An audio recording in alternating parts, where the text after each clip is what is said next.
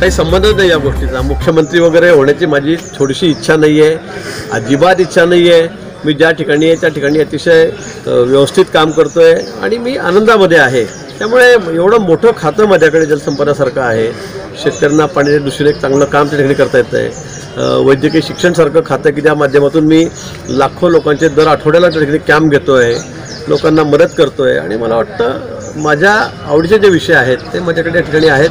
त्यामुळे मुख्यमंत्री शर्यतीचा कुठे प्रश्नसुद्धा या ठिकाणी माझा येत नाही किंवा स्पर्शसुद्धा असा विषय माझ्या मनाला या ठिकाणी करत नाही। पण बारामतीचाही विषय केला आहे तुम्ही की बारामतीत जर उभं राहिलं तर कदाचित तिथे निवडून येऊ म्हणून। नाही, हा विषय तसा नव्हता।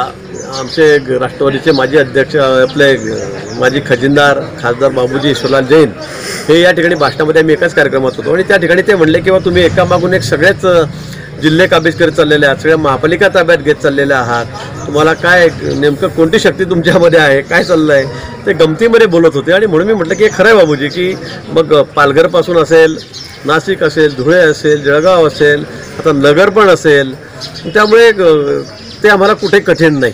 म्हणजे संघटनेच्या जोरावर थोडं सूक्ष्म आपण व्यवस्थित त्याचं व्यवस्थापन केलं, मॅनेजमेंट केली तर कुठल्याही शहरातली निवडणूक जिंकणं हे कठीण नाही। आणि म्हणून मग ती बारामती जरी असली तरी आम्हाला तिथे जिंकणं काही फार कठीण नाही, असाच तो विषय होता। पण आजपर्यंत ते शक्य नाही झालेलं। बऱ्याच कालावधीचा जर विचार केला तर भाजप राष्ट्रवादीचंच वर्चस्व आपल्याला बघायला मिळालं बारामतीत। नाही, मला वाटतं मग कुठे आमचं वर्चस्व होतं? जळगावमध्ये होतं, धुळ्यामध्ये होतं, नाशिकमध्ये होतं, नगरमध्ये होतं, कुठेच नव्हतं। असं नाही, चांगले चांगले लोक आपण बघितलं असेल की या 5-6 वर्षामध्ये सगळे साफ झालेत।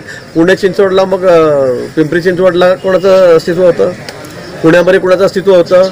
सगळ्या ठिकाणी राष्ट्रवादी काँग्रेसच होती, परंतु आता राष्ट्रवादी काँग्रेसकडे एकसुद्धा महापालिका शिल्लक राहिलेली नाही। पुणे जिल्हा कोणाचा होता? अजितदारांचाच होता। कुठे काय राहिले त्यांचं? आता कुठेच नाही आहेत। त्यामुळे असं समजण्याचं कारणच नाही की बारामतीत काही नव्हतं आणि इथे काही नव्हतं। तिथे आमचे लोक आहेत निवडून आलेले आहेत, तिथे आमच्यासारखं जामण्यासारखं काही नाही 25-0 म्हणून, तसं कुठेच काही नाही। बारामतीसाठी चॅलेंज आहे नाही, चॅलेंज असं म्हणणार नाही। मी उदाहरणं दाखल सांगितलं की तुम्ही जर व्यवस्थित काम केलं, प्रामाणिकपणे काम केलं, तुमचं संघटन जर चांगलं असेल, तुम्ही जर अतिशय मायक्रो मॅनेजमेंट त्या ठिकाणी केली तर कुठलीही निवडणूक जिंकणं हे कठीण नसतं, हा माझा सांगण्याचा अर्थ होता। आणि म्हणून मी मुद्दामून ती बारामती राजधानी आहे पवारसाहेबांची आणि म्हणून मी त्याचा उल्लेख केला की तिथेही कठीण नाही। जर व्यवस्थापन तिथलं आपण नीट लावलं, व्यवस्था आपण नीट लावल्यात, कार्यकर्त्यांची फळी जर नीट उभी केली तर तिथेही कठीण नाही, असा माझा म्हणण्याचा उद्देश आहे। मग तिथे व्यवस्थापन नीट करणार आहेत का? पक्षाने जबाबदारी दिली तर तेही करू। थँक्यू।